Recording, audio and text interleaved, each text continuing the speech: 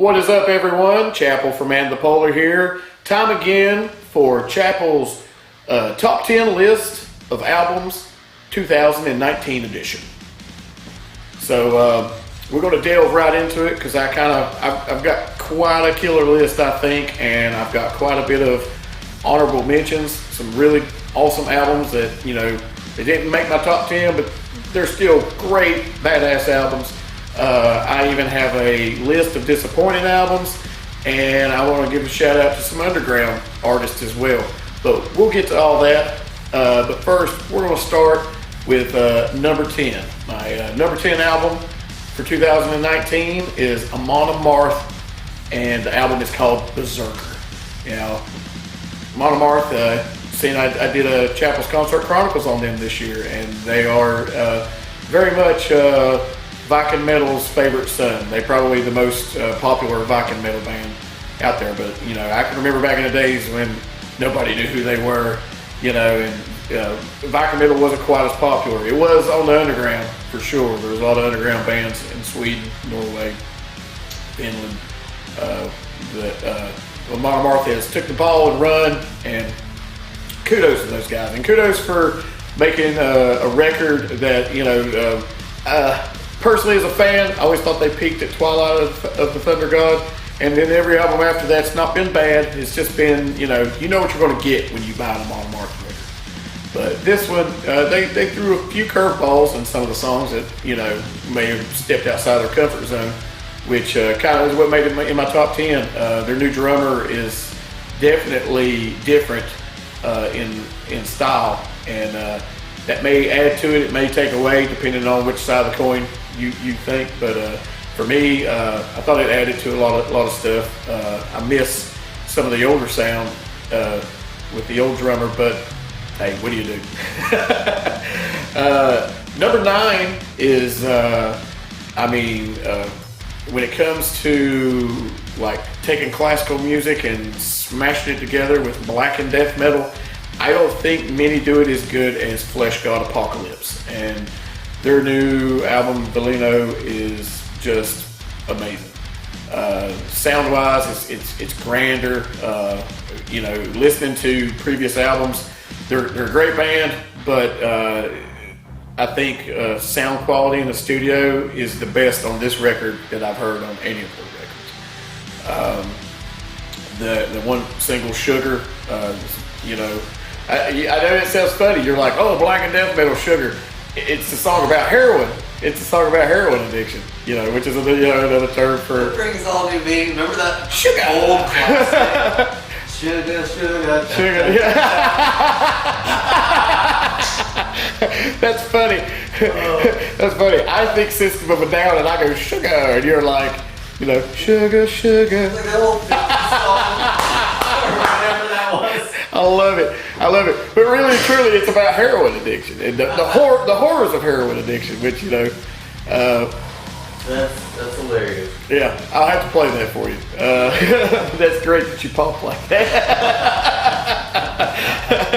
Oh. And after that, we'll move on to number 8, which is Abath from Immortal, formerly of Immortal. He's definitely on been on a solo wagon for a while now. This is his second solo record. It's called called Outrider.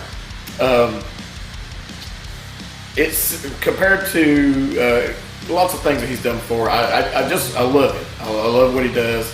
I love his style of black metal, and you know, he's never took himself too seriously. But you know, but I've never known him to not put out a worthy product.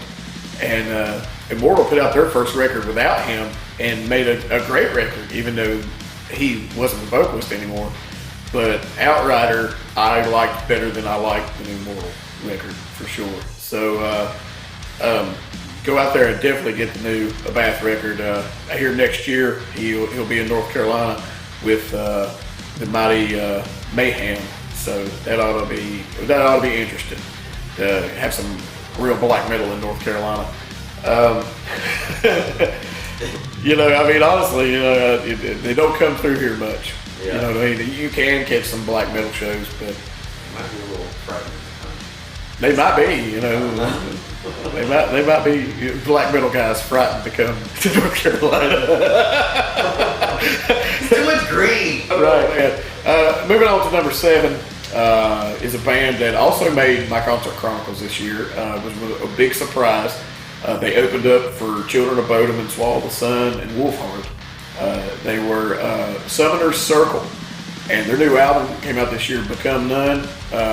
Really blew me away. Of the, you know, it's like a little bit of doom, a little bit of a little thrash elements. Not a lot of thrash. A lot of just dark, hard, and heavy music. Different styles. A little bit of death metal. Not too much death metal, but it's like just vocally, yeah. But like drum wise, it's different. They don't overuse double pedals and stuff like that. Things sound intricate, and I really dig this band quite a bit.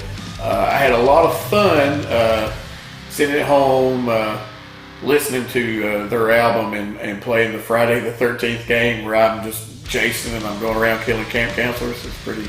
Oh, wow. Is that, you mean the original? It came out a few years ago. Oh, that new one, yeah. Yeah, and I like being Jason and going around and killing camp counselors. I thought that was really. You got to have your own soundtrack. So. Yeah, and I put on that Summoner Circle, and it was just perfect for it. So you're good for killing camp counselors, guys. I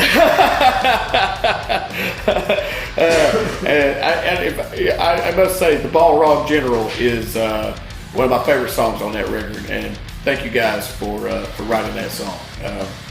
But we're going to move on to number 6, the Bridge City Sinners from Portland, who mix together styles of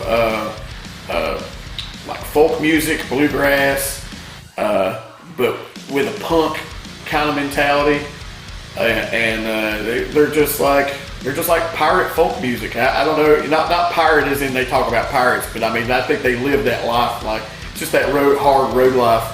You know, they're driving around in a van. Yeah, the road instead of the sea. Yeah, exactly. Yeah. You know, and they're just being vagabonds and doing what they love.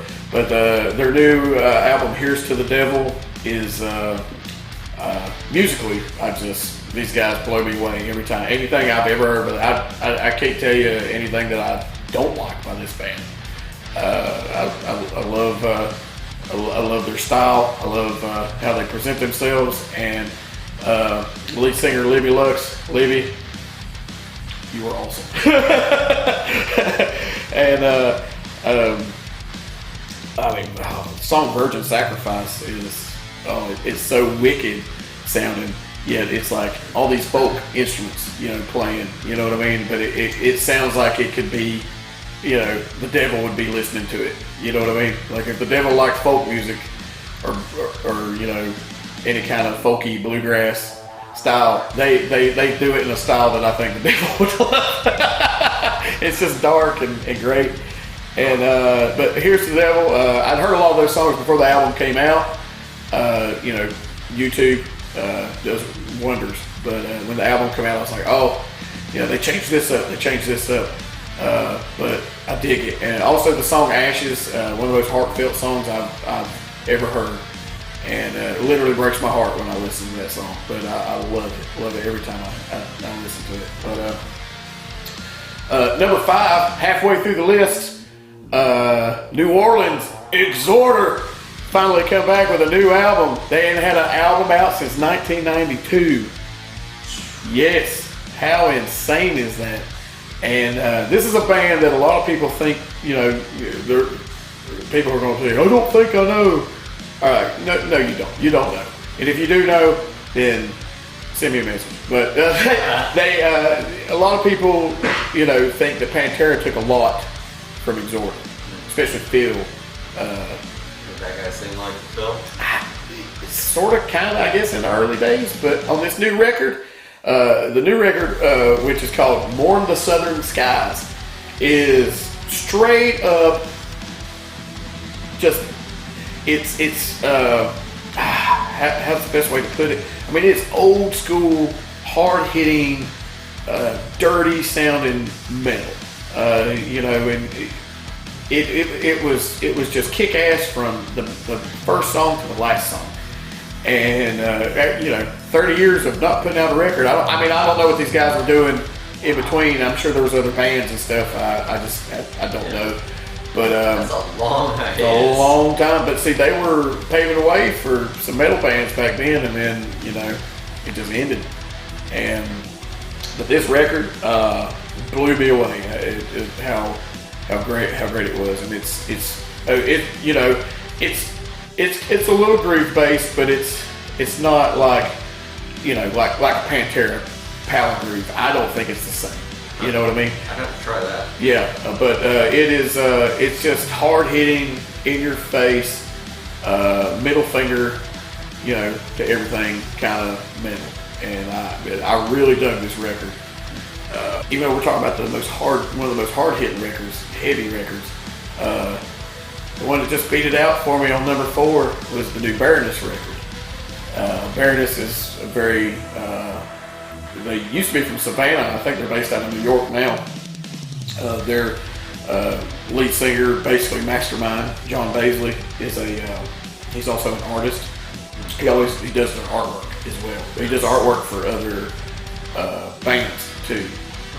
They were also in a Concert Chronicle this year, but they're very avant-garde with their sound. You know what I mean? It's like it may be rooted in some metal, but I don't consider Baroness a metal band at all. They're their own thing, and this new album, Gold and Gray, is definitely it hit me pretty hard. A lot of people don't know this because I didn't really just put it out there, but I've been trying to get the record, and it was like sold out on Amazon. I go to drive to Winston. I was like, oh yeah, one of the stores in Winston might have it, FYE or trying to think of the name that used to be Record Exchange. I'm sorry guys. You can't buy that stuff. Yeah, I mean you can if you catch it there. These record stores, there's still a few record stores out there, but most of the time you can just Amazon to my house, okay, and but. Golden Gray, I had a hard time getting it, and then I finally got it, and then my grandfather had been sick, and my grandfather passed away, and there's a song on the album called I Would Do Anything, and the lyric goes, I would do anything to feel like I'm alive again. It's just that song, even though it technically isn't about what I was going through at the time, I could feel it, and it really hit me hard around that time. And after the day after my grandfather's funeral was when I went to the Baroness show, and I love Baroness, and it was great to hear those songs, but I really was not feeling it. You know what I mean?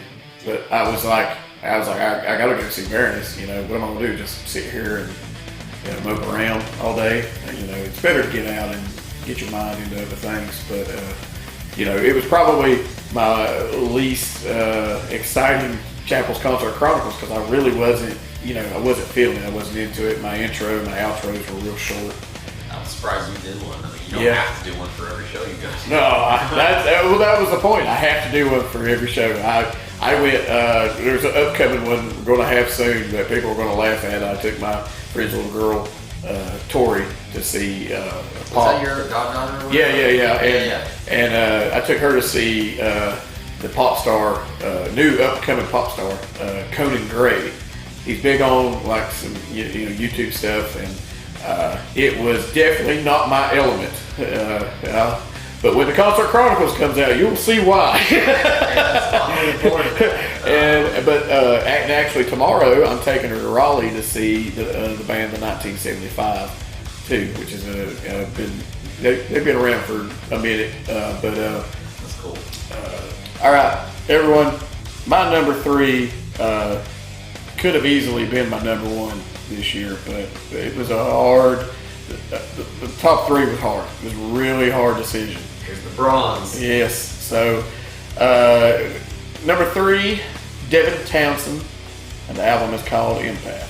And it is one of the most beautifully written albums from one of the most musical geniuses I've come across in my lifetime. Oh, that Townsend's great. Anything from Strapping Young Lad to the Devin Townsend project to he did the Ziltoid record. Have you heard that? I have to play you that. You will definitely enjoy that record. Nice. Which Ziltoid is it is an alien who and Ziltoid is come to Earth and he's looking for the world's greatest cup of coffee. And it is so silly, but it's musically it's just beautiful, but it's so tongue-in-cheek, and he just created a whole universe. It's like a whole concept album, but you started this whole story about Ziltoid and he's going to destroy Earth if he don't find the coffee he wants. And so what he ends up destroying is all Starbucks. Right? Take that, corporate conglomerate. But the funny thing is the album ends and it's just a dream of a guy working in a coffee shop. He dreamed the whole thing. But it was so popular, he even made more albums. He made another album. He did the second Ziltoid record, and then he went and done like the Ziltoid live experience with the big band, and it was great. Okay. So But Empath is just almighty. that's back to the new one now. Or? Yeah, back to the new one. Yeah, Okay. the new record. I thought we'd get off topic a little bit there. That happens. But Devin is all around one of the greatest musicians. His vocal range is out of this world. What he can do vocally, what he can do playing guitar.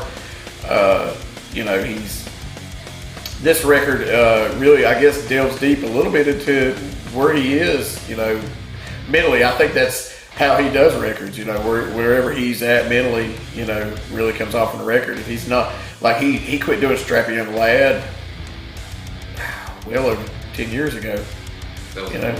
Yeah, and I love that band, but he's not that angry guy anymore. You know what I mean? So got all that aggression out. Yeah, I mean, as a Strapping Young Lad fan, I'm like, I want it, but I'm not going to get it right now. But this record there's just layers upon layers upon layers of stuff going on here, and he just made just one of the most beautiful albums, at least that I've heard this year. Heavy yet beautiful. So go out and definitely pick that record up. So on from Devin, Heavy Debbie, we'll go to this record. This record hit me like a ton of bricks, and I really wasn't expecting it to. But the new Killswitch Engage, Atonement. I love Jesse Leach. I love his vocals. He's the original vocalist. He was gone for a while, and then a few years ago he come back to the band, and the record Disarm the Decent was really good. Like when it hit, it was really good, and the record after that was very lackluster for me. I was like, they felt rejuvenated, and then man. And it wasn't that it was bad, it was that it just felt complacent. You know what I mean? It just didn't feel like they did anything extra that they didn't. It was like, all right, let's just formula of the last. Yeah, that's the formula. We're just gonna keep going. Yeah. But Atonement is a ripper from start to finish. Oh my God, Crownless King song. They got Chuck Billy from Testament to come do guest vocals on. The former vocalist Howard does a duet on this album with wow. Jesse. Yeah, just so you get which they've done that before on the In the Heartache record. Jesse came in and did vocals on one song, and but that was it. They didn't make a big deal about it. There's no hard feelings. Like No. Didn't break up. No.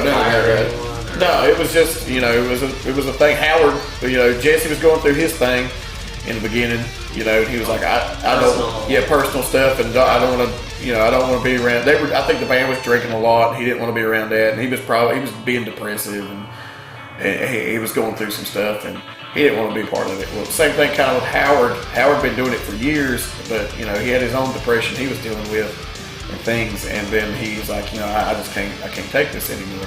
And then Jesse, you know, come back to the band, but Atonement is like Disarm the Decent. I felt rejuvenation again. Like they went out there and they did some things that was just outside of their comfort zone. Excuse me. That I felt, you know, some riffs and stuff that didn't sound like generic Killswitch riffs. I'm not talking about every song, but you know, they're just doing, you know, just these little.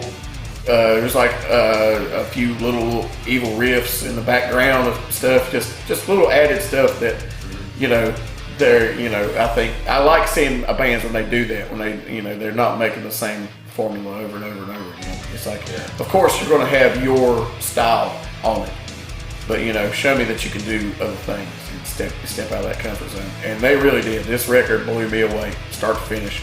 It felt like a rejuvenated Killswitch Engage, and I really very much need y'all to pick that record. All right, well, I'm going to do this really quick style before I give out my number one album of the year.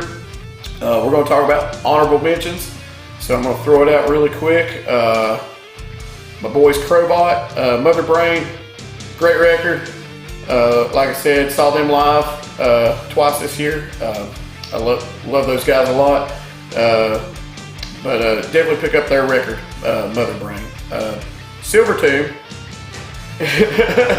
Edge of Existence, with Johnny Kelly and Kenny Hickey from Typo Negative together again, which great record, but it just sounded like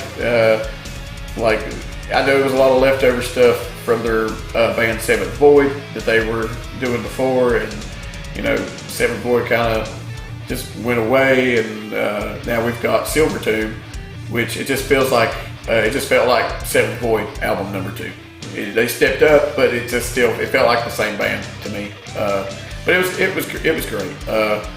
The new Opeth record, I'm not even going to pronounce it in Calda. Anyways, guys, great record, great musicians. Please stop trying to be metal's version of King Crimson. Please, just can we throw some death metal vocals every now and then? You don't have to do it on every song. And most of my favorite Opeth songs aren't the death metal. A lot of them, I love a lot of the acoustic stuff that they do, but I know they're not going to be that Opeth again, but stop trying to go like they're really trying to be metal's King Crimson. You know, it's real progressive, and that's great. But it's like, please, I'm tired of that. I'm tired of the damn pipe organ sound. Pipe organ is why you're honorable mention only. I mean, it's the overuse of it is what I'm saying. I don't mind it. I like it, but I just feel it's overused, and I'm done with it. Cold, one of my favorite bands from 2000.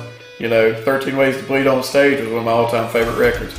But their new record, The Things We Can't Stop, is the best Cold record I've heard since Year of the Spider. I've not been a fan of their last few records, but this one, about half of it made me feel like listening to old Cold, but a step up, and some of it was a little complacent, but overall, I dug the record. It was nice to hear Cold again, and they also put out a live record, and I don't like live records. I'm not a fan of live records.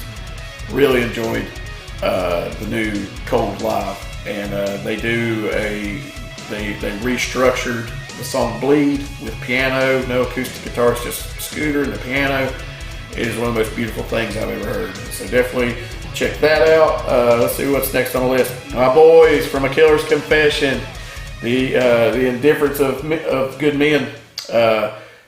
I'm glad this record hit out for them, and they're out on the road and promoting it like crazy. And you know, my highest viewed concert chronicles is the Killer's Confession one. Oh yeah. Yeah, my most viewed. That's right. My most viewed. And guys, personally, I want to tell you, I felt it was a step up from the first record, and I'm proud of you guys. Sorry you didn't make my top 10, but I love you guys. I still love you guys, and I appreciate you out there doing what you're doing, and you know, keep going. And we got Tear, Hell.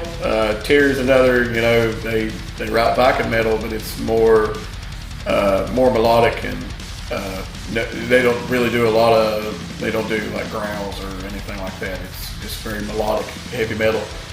Talking about Vikings, but they another great record. Guitars they always are a plus to listen to in Tear records. I love those guys. Soulwork. I do not know how to pronounce this name. It's like I'm going to get made fun of for it. Verk E. Lig Heat Hitting. Yeah, I'm getting made fun of. I know right now because I don't know how to pronounce that Swedish word. But I have to say that I'm glad that they still make some heavy music. They've changed a lot over the years, but love those guys. So then we got Rammstein, great record, great sound. It's definitely, if you're a Rammstein fan, you're gonna love this record. And it's not always what you expect. 'Cause you're gonna expect, it's gonna sound like Rammstein, but they always do something that keeps you coming back. They always do something, and they are an attraction more than just a band, for sure. But the new record did not disappoint. But speaking of Rammstein, the lead singer Till Lindemann, his new album is let's see, what is the name of the new Fandom. It's great as well, and so it's like I can't believe Till's got two things out in 1 year. But this band, he does stuff with Peter Tägtgren, known for the band Hypocrisy, and his more popular kind of metal band Pain. He does a lot of the writing with Till, and it's always catchy and good. It's good stuff, and weird because Till is in it. So get on Netflix for the next one. Country musician Sturgill Simpson put out a new record. It's a very experimental rock sounding kind of record. It's not a straight up. He's not a conventional country artist. You know what I mean? He's an artist. He does whatever the hell Sturgill Simpson wants to do. But for his new album Sound and Fury, they made a anime watch along movie on Netflix where you can watch the anime, but the soundtrack is the album. There's Dark Side of the Moon style. Yeah, there's no dialogue whatsoever. You know, just the music and the visual, and it is definitely worth it. It is one of my. It almost made my top 10. It really did. It almost made my top 10, but top 20. Top 20 at least. Definitely. But yeah, Sound and Fury. Sing along, listen to that song. Then we got the Claypool Lennon Delirium. The South of Reality. I honestly didn't like it as much as I liked the first record, but Really? I did. But I will have to say that they did push the boundaries a little more on this record. I just don't think a lot of the songs stuck with me as good as the first record did. I don't feel like and this is probably on purpose, but I just don't feel like the hooks were as hooky. You know what I mean? It's more they were trying to be just a little more experimental. I mean, some of them were. You know what I'm saying? It's kind of an eerie mix. It is, yeah. It's Beatles, Primus. Yes, it didn't disappoint me whatsoever. It did not disappoint me, and it was. But like I said, I guess the first record just sort of I really liked that record. Yeah. And this record was great, but I don't know. I was just like, man, I just think every time we're going to hear a new record, they're going to experiment as much as possible, and that's good. I think that's a good thing. So definitely, like I said, didn't like it as good as the first record, but it's still an amazing record. And they're going to push the boundaries on sound and what they can do, and they're not going to be lazy. That's for sure. I actually going to throw a deathcore band on here. I'm not the biggest fan of deathcore, but my friend Wes Manning played these guys for me. Their name's Black Tongue, and the album is Nadir, and they did a cover of Celtic Frost's "A Dying God" coming into flesh, and knocked it out of the park. It was a good mix. It wasn't just generic deathcore, you know what I mean? Of course, they did some of the breakdown shit, but they really mixed up. Like, there's some black metal sound, there's some doom metal sound, there's just all these different kind of genres, and they're kind of paying homage to and doing it well. And it's not just some breakdown and some guy noodling some solo, you know, just to sound like, hey, I can do this, you know, you know, it's you know, their solos sound well planned and thought out, you know, and it's good. It was a good record. I definitely recommend those guys for being not a cliche deathcore band. Children of Bodom, Hexed, a lot of good guitar songwriting on this record. They made the Concert Chronicles this year, but just didn't quite make. Another one just like didn't quite make my top 10, but it was on my radar. It was like, oh, this is cool. I hadn't really liked a Children of Bodom record. Like, to me, if you heard one, you heard them all. And it was nothing against his guitar playing. His guitar playing is out of this world, virtuoso style guitar player. But if you're just, to me, if you just felt like you were writing the same song over and over again. And but this record kept the style that showed that to me that he was a better songwriter on this one. He took the songwriting, I think, a little more seriously. I'm not saying he didn't take it seriously before. I'm just, you know, for me personally, what it sounds like to me. Every record is like, you know, it's like, I love AC/DC, but AC/DC wrote the same record over and over and over again. Yeah. It worked for him, great, you know. But you know, Children of Bodom, that's just kind of why I hadn't been following him in forever, and for an album to pop up on my radar like that, you know, I'd be like, yeah, this is good. This is good. We got South Carolina's Nile just put out a new record. Melodic Rights. I think it's Nile Melodic Rights. Yep. And brutal death metal. I love these guys. Brutal death metal, and the content is about Egyptian mythology. I love this shit. You know, but that's been their shtick forever. But the sound on this record was great. Everything, everybody, you know, even though it's really just the one original member left. Yeah. You know, but who is great, by the way. But they put out probably one of the better death metal records of the year. So gonna throw out underground artists. Albums you need to check out. Some underground artists. We got Dogbane, local North Carolina band.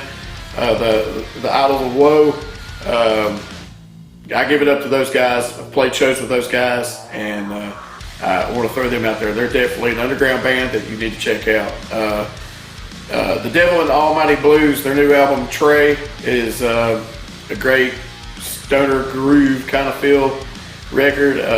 I definitely recommend it if you just want to chill and put on. It's rock, but it's just like, you know, good. It's good riffs, good tones, but you know, it's good road music for sure.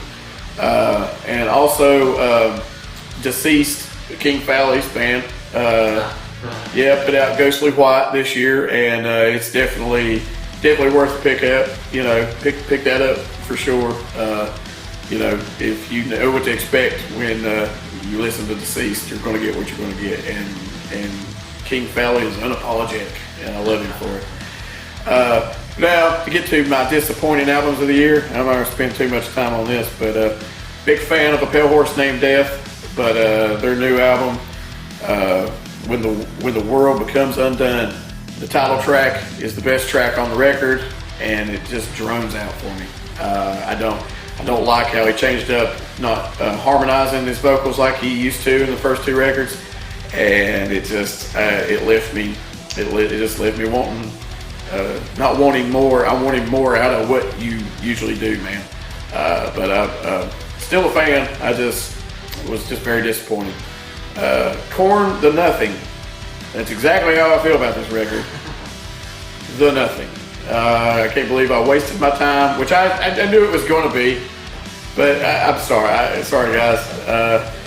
You're great to see live, but this album was not worth my time. And this one I'm going to get a lot of flack for from some friends, but I don't care. Tool, Fear Inoculum. Wow.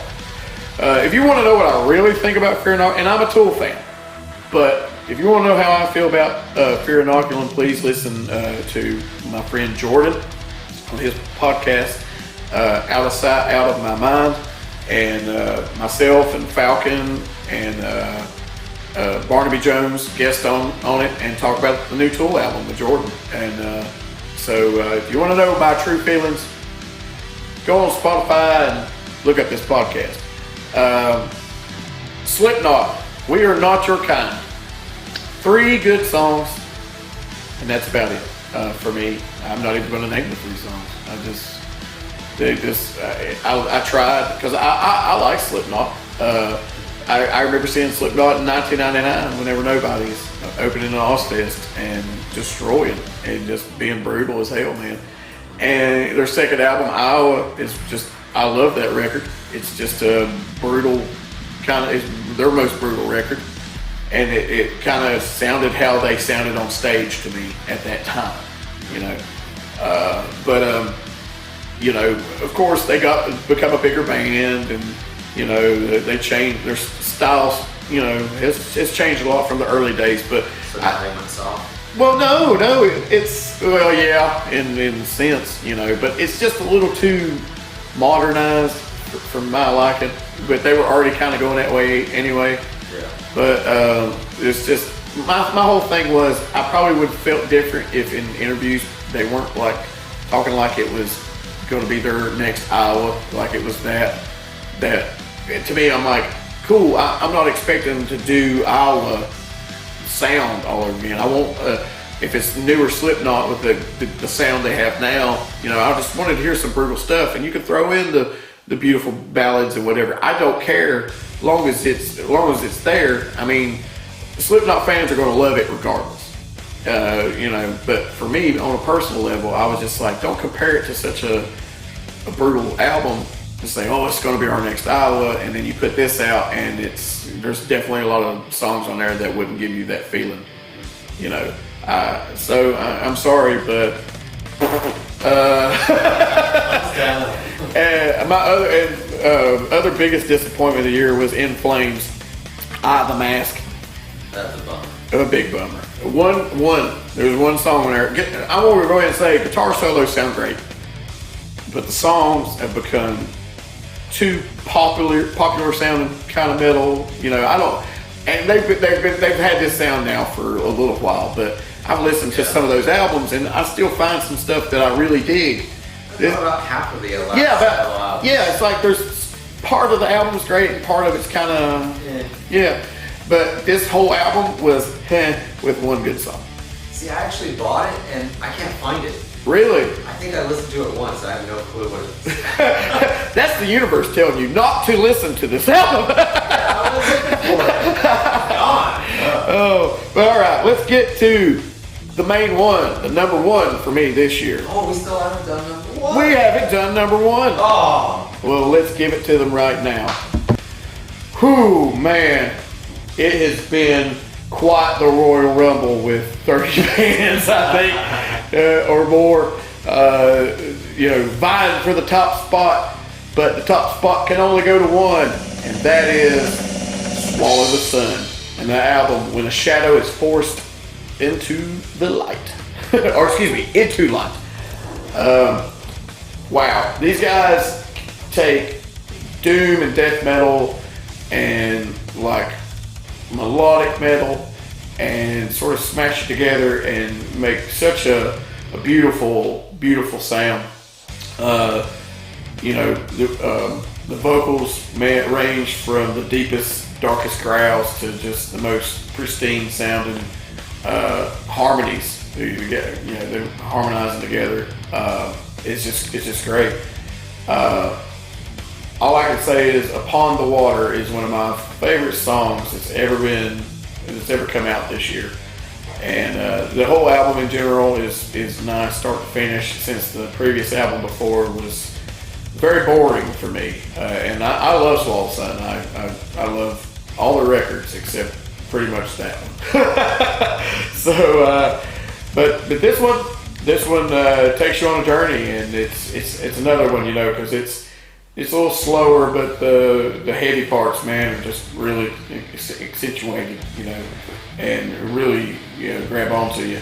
And these guys definitely made a killer record, probably my most played record of the year. I've listened to this record multiple times, and I can't say enough about it. It's like I said, go out there and definitely pick that up. Amazon, listen on Spotify, YouTube, whatever. Listen to this record. But anyways, that's pretty much it. That's my top 10 honorable mentions, underground albums, and my most disappointed albums as well. I even brought them up now, and I'm depressed. But thanks everybody for listening to this, and thanks Keith for always kind of being my. I kind of pop off you sometimes talking about this stuff. That's how we did it last year. We did it this year again. So, but just like I say at the end of my Concert Chronicles, everybody, you go out there and find you some good music.